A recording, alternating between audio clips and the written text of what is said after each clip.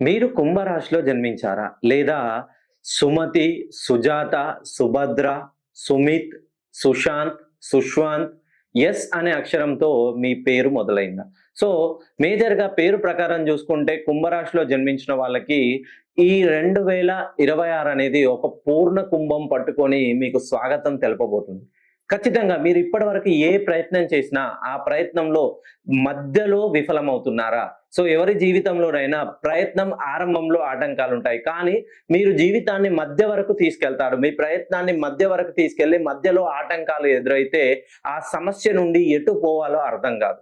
వ్యాపారం ప్రారంభిస్తారు. వ్యాపారాన్ని ఖచ్చితంగా లాభాల బాటలో పయనించేలా వ్యాపారాన్ని డెవలప్ చేస్తారు.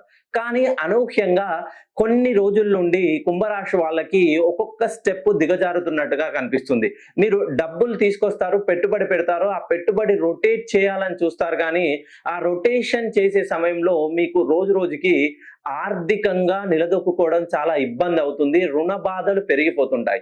ఈఎంఐలు, లోన్‌లు, వడ్డీలు కట్టలేక చాలా ఇబ్బంది పడుతుంటారు.